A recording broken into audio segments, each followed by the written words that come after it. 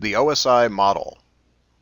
The Open Systems Interconnection Reference Model was created and ratified by the International Organization for Standardization, or ISO, and is represented in the U.S. by the American National Standards Institute. This model was created to do the following: explain network communications between hosts on the LAN or WAN, present a categorization system for the communication protocol suites, and show how different protocol suites can communicate with each other. Remember that network communications existed before this model was created. This model is an abstract way of categorizing the communications that already exist. The model was created to help engineers understand what is happening with communication protocols behind the scenes. Let's go ahead and break down the OSI into its distinct layers and functions. The model was created as a set of 7 layers or levels, each of which houses different protocols within a protocol suite. Sometimes a protocol suite, such as TCP/IP, is referred to as a protocol stack. The model shows how the protocol stack works on different levels of transmission. That is, how it stacks up against the model. Because you have worked with physical networks already, let's start with the bottom layers. Later, when you view the model, it'll be from the 7th layer on top to the 1st layer on the bottom. The OSI layers. Layer 1, the physical layer. This is the physical and electrical medium for data transfer, and it's probably the easiest to describe since it's tangible. It includes, but is not limited to, jacks, cables, patch panels, hubs, punch blocks, MSOWs, also voltages, pins, cable specifications. These are all defined on this layer. And this layer is also referred to as the physical plant. Concepts of the physical layer include topologies like star, ring, bus, analog versus digital, encoding of information, bit synchronization, baseband versus broadband, the different types of bandwidth options, multiplexing, and serial data transfer, which is also known as 5-volt logic. And the unit of measurement that we use on this layer is bits. And you want to keep bits with a lowercase b when you're dealing with physical data transfer. An example of this would be 10 megabits per second. Notice that lowercase b. Physical data transfer rates are written as BPS.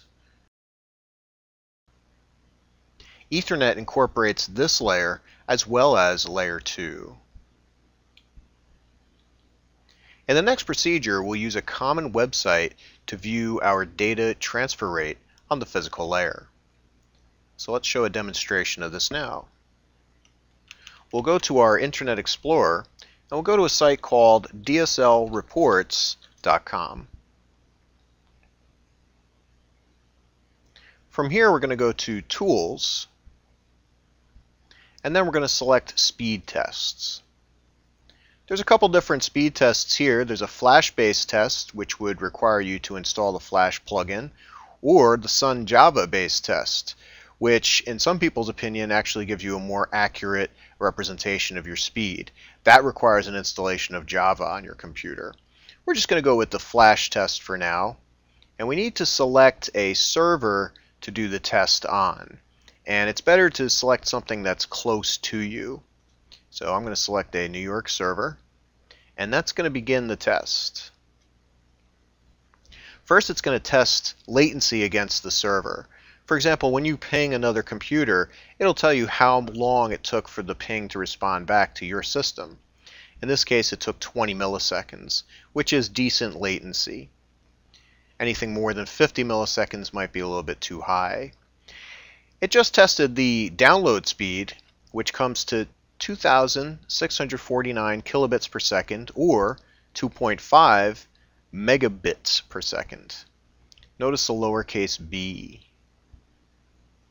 and it tests the upload speed, which right now is at 328 kilobits per second. Again, notice the lowercase b on these tests. And the best way really to get an analysis of your performance is to do this test 3 times and take the average of what you get. There's lots of ways to increase your internet speed, and I'm going to be showing some of those as we go through the various labs.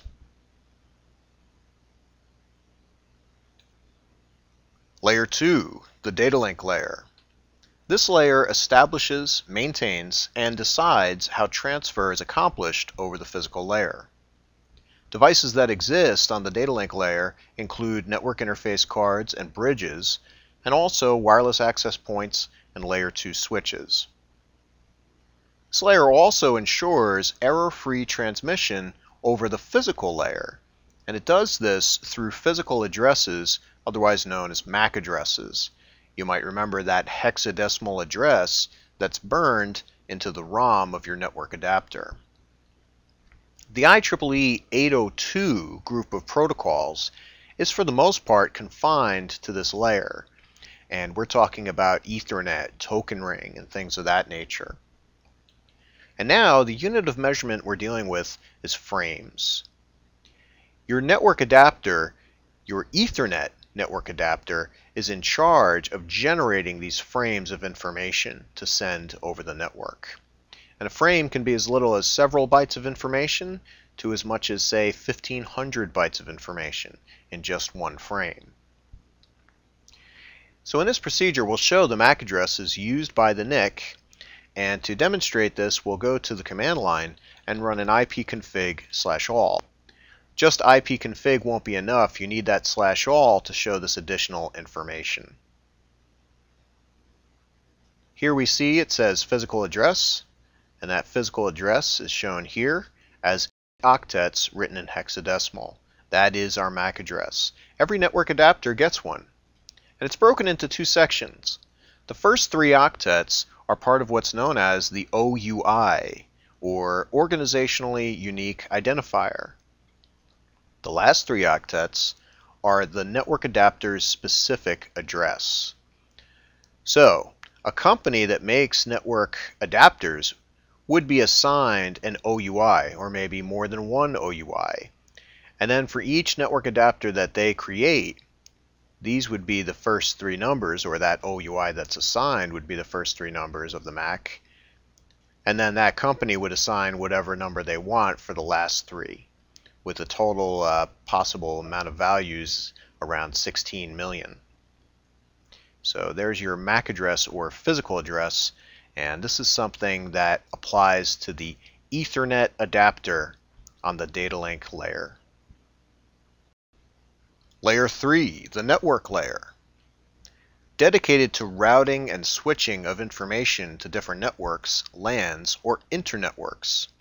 This layer deals with transferring variable length data sequences, like packets, from a source to a destination. It can be on the LAN or the WAN. The best known protocol that works on the network layer is IP, or the Internet Protocol. It's a connectionless protocol that transfers data one hop at a time from a source to a destination. Devices that exist on the network layer include routers and layer 3 IP switches. So now we're getting into the logical addressing of hosts. Instead of physical addresses, the addressing system of the computer is stored in the operating system. And the most common example of this would be IP addresses. Now, the unit of measurement that we're dealing with is packets. Packets are very much alike to frames. However, the packet is generated by the operating system. It's sent to the network interface card and is encapsulated inside of a frame. But they're very close in size, and some technicians use the 2 terms interchangeably. In this procedure, we'll show IP addresses, we'll show ping requests and replies, and we'll show an example of packets. And we'll show that in the status of the network connection.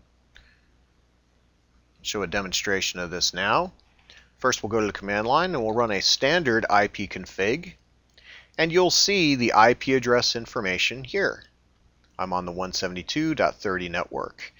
This is a logically assigned IP address. It's something that deals with the operating system, whereas previously the MAC address dealt with the network card itself.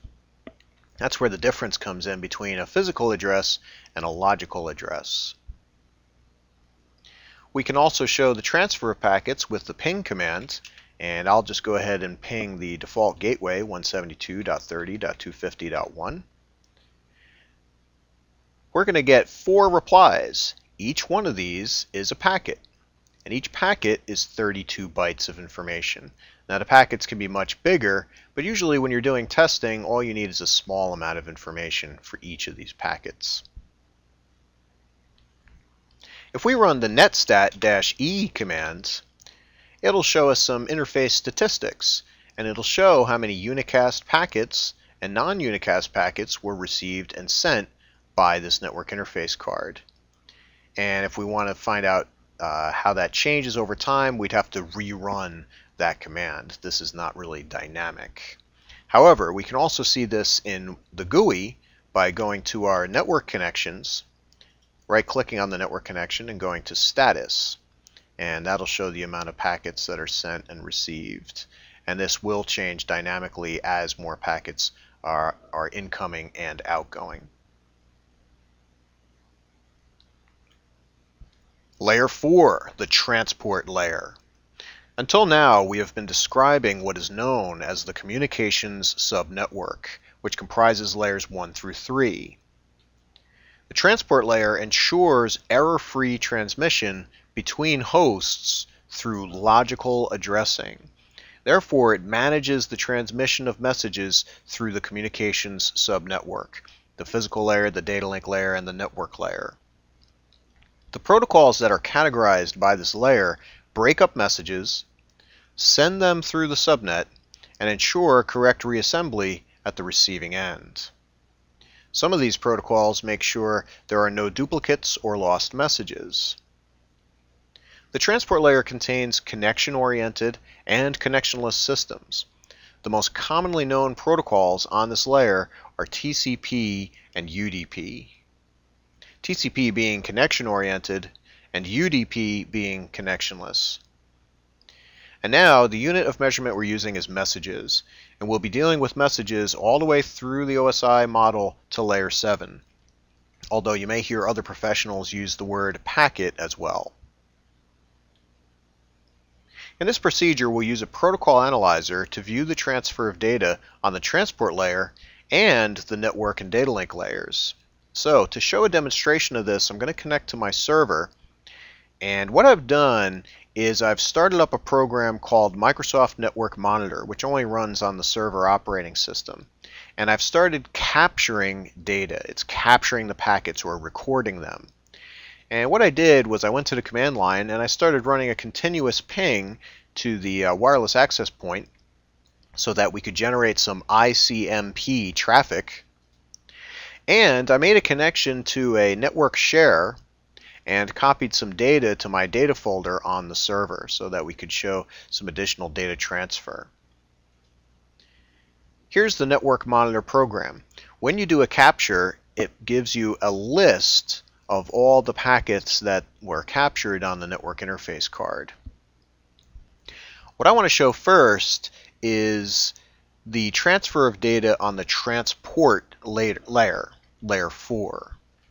So to do this, I'm going to show an SMB protocol, or server message block.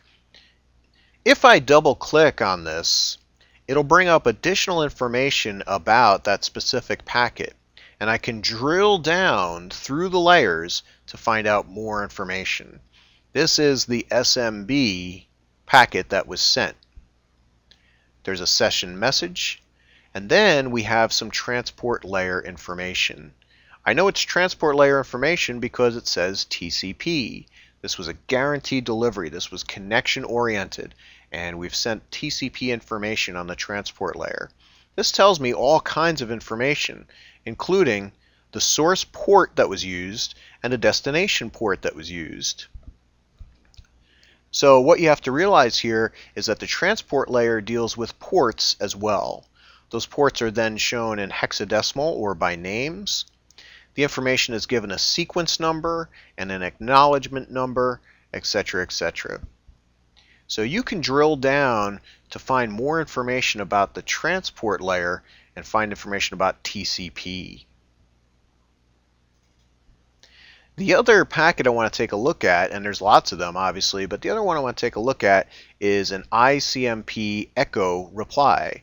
When I ping the wireless access point, I did that from the server .200 to the access point, which is .1. This is the reply from the access point. If I double click on this, I'll be able to drill down through the information. However, there is no TCP information in this particular packet. Nothing really happens on the transport layer or anything higher. Everything that happens with an ICMP transfer is limited to the network, data link, and physical layers. So let's take a look. Here's the ICMP echo reply. If we click the plus sign, we'll find out more information about that. That ICMP packet was encapsulated on the network layer into an IP packet, the IP protocol. The type of IP packet that's being sent is ICMP. And it tells you it's 60 bytes in length altogether. It'll also tell you where it was coming from and where it ended up. The source was the wireless access point. The destination was the server .200 because this was a reply from the access point to the server. All this ICMP and IP information is all within the network layer. But we can drill down further to the Ethernet layer, which is the data link, and we can find out the destination and source MAC addresses, who was sending and receiving that data as far as the physical address. And finally, we can find out more about the specific type of frame and the frame properties. These are Ethernet frames. What you have to remember here is that the ICMP packet is encapsulated into IP on the network layer, and then that IP packet is sent to the data link layer and is encapsulated into an Ethernet frame. So a lot going on in the networking side of things, especially within the communications subnetwork. So there's a little bit of drill down into packets, showing you more information about the data link, the network, and the transport layers. And we'll show a little bit more about network analysis with the Network Monitor program and the Ethereal program in the Network Monitoring Lab.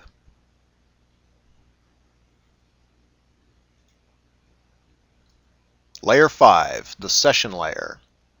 This layer governs the establishment, termination, and synchronization of sessions within the operating system over the network and between hosts.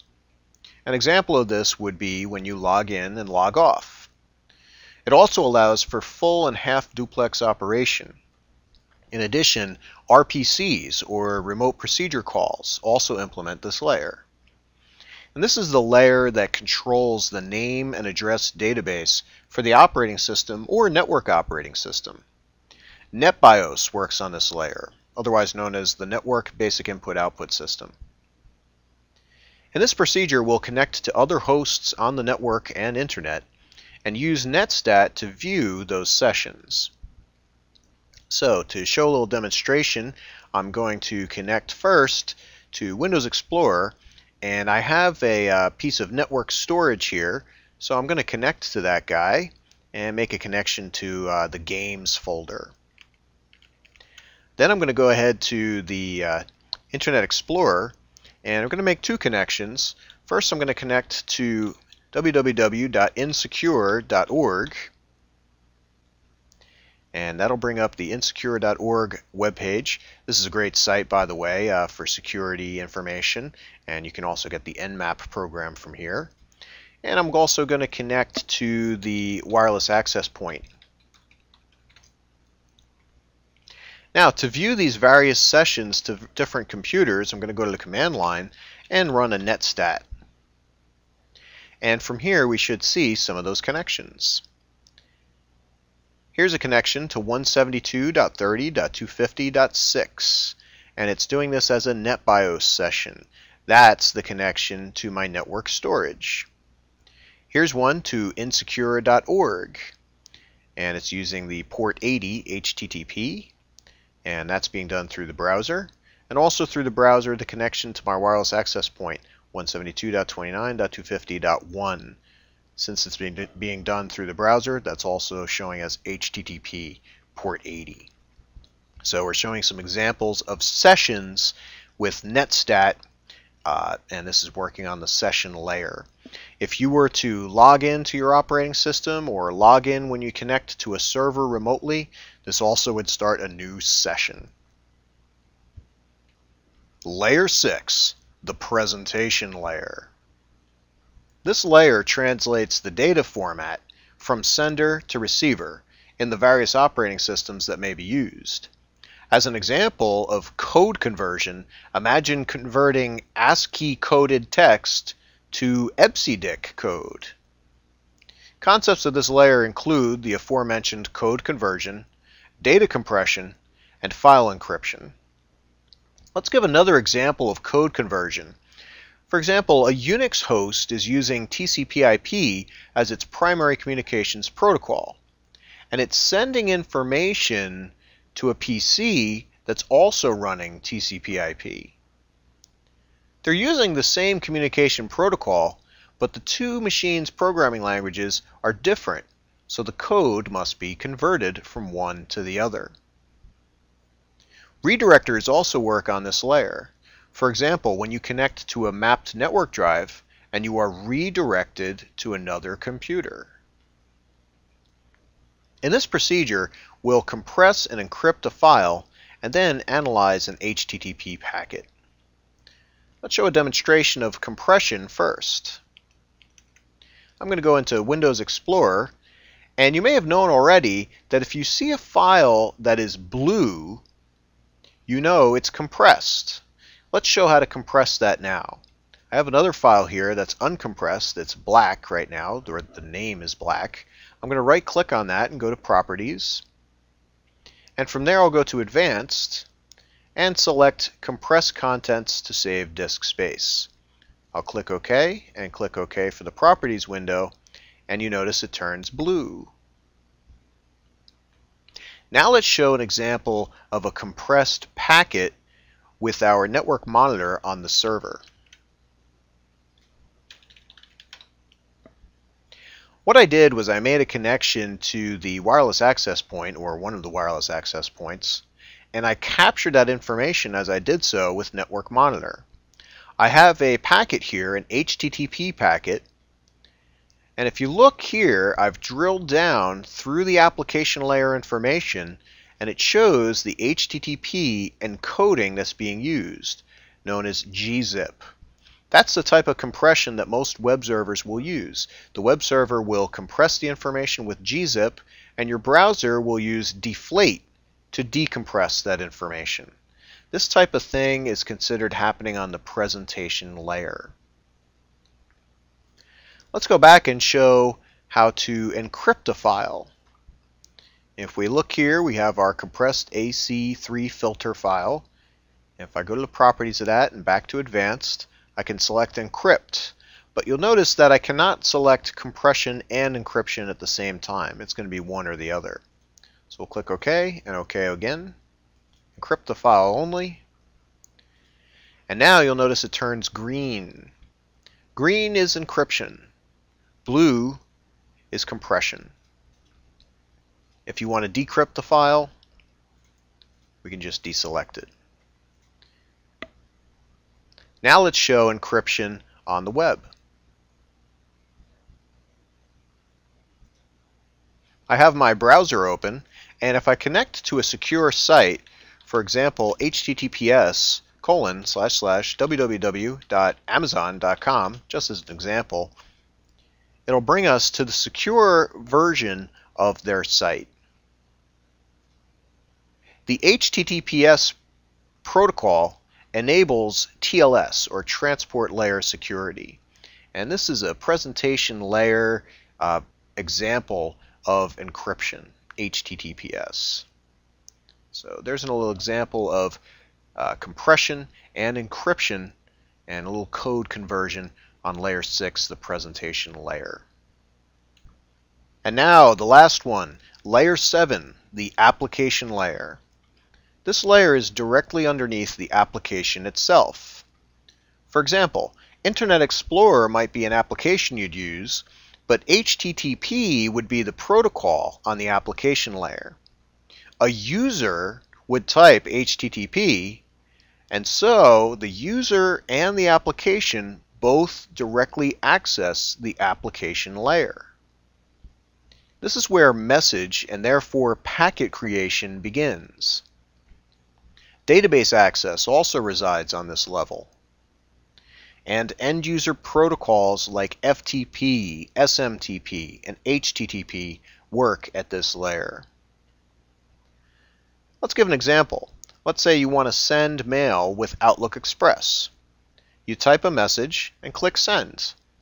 When you do this, you're actually initiating the SMTP, or Simple Mail Transfer Protocol, and other protocols which go ahead and send the mail message down through the OSI layers. To review, this layer is not the application itself, but it's the layer of protocols that are initiated by the application. In this procedure, we'll show the initiation of application layer protocols like HTTP and FTP. So to show a demonstration, first I'll go to the browser, and we'll go to a new site.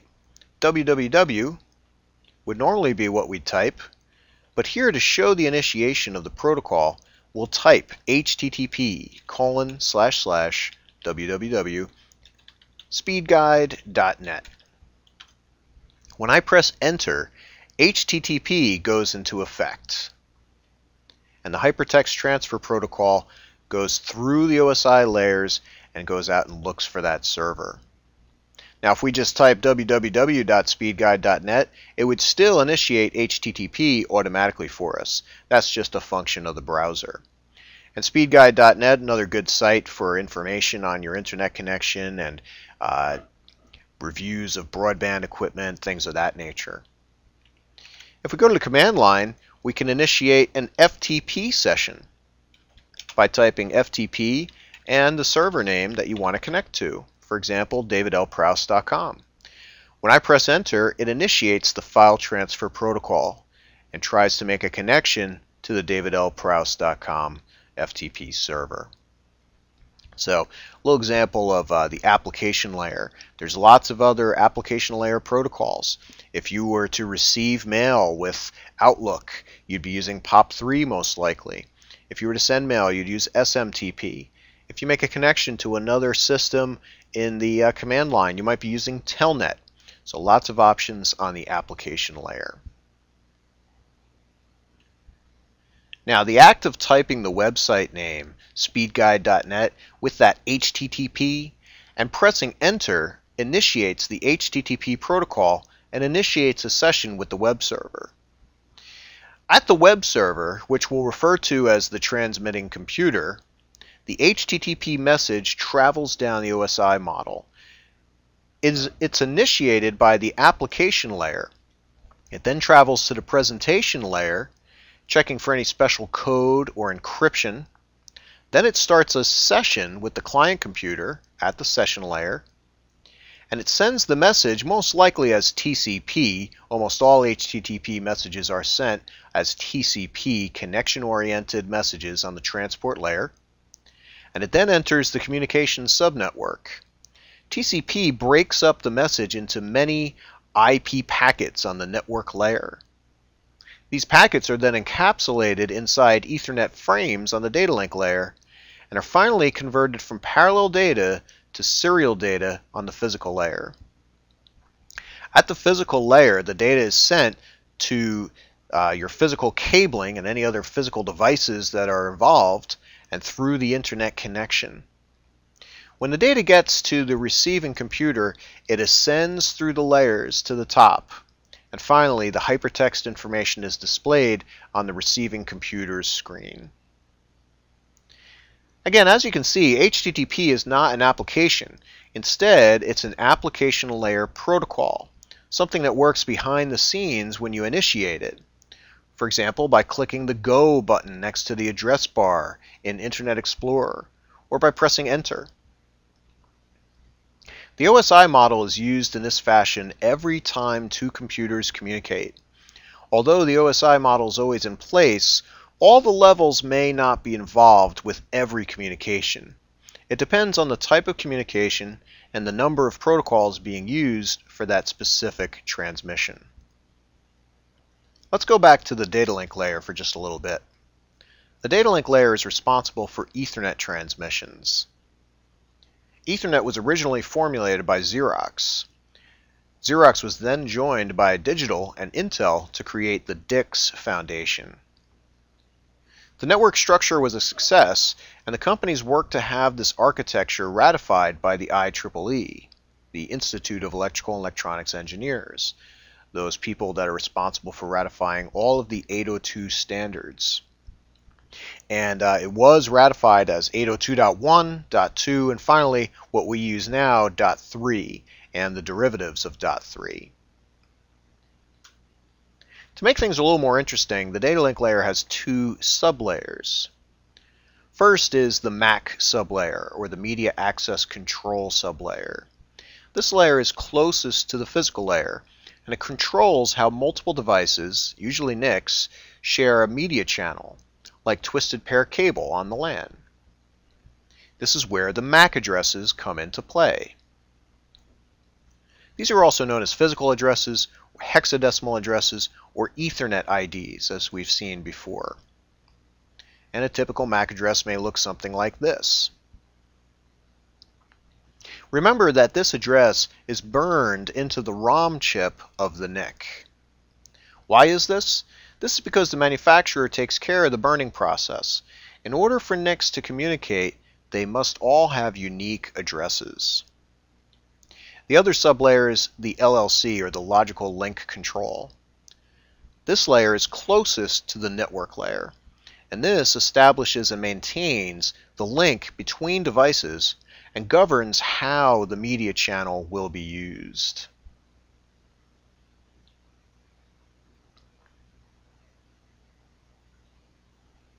Let's review what we've talked about.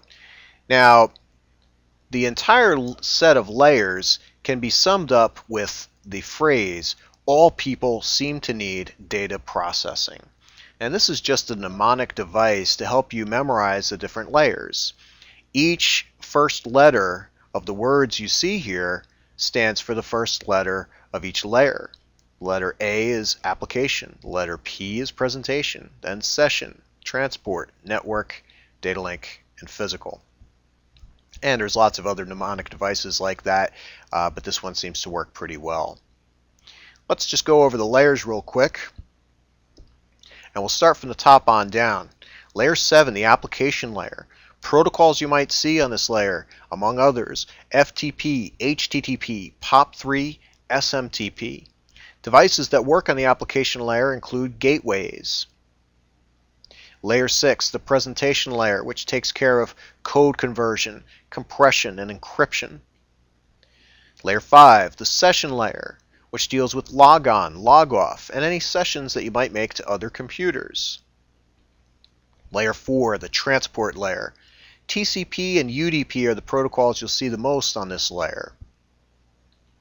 Layer 3, the network layer, deals with IP addresses, the IP protocol, ICMP, ping replies and requests, ARP, or the Address Resolution Protocol, and RIP, the Routing Information Protocol. Common devices on this layer, routers and IP switches. Layer 2, the data link layer, deals with the 802 series of architectures, 802.3 Ethernet, 802.5 token ring. Devices you may see on the data link layer, network interface cards, switches, bridges, and wireless access points. And finally, the first layer is the physical layer. Protocols you might see, 10 base T, 100 base T, 1000 base X, etc. And devices, hubs, patch panels, RJ45 jacks and plugs, things of that nature, the tangible, the physical.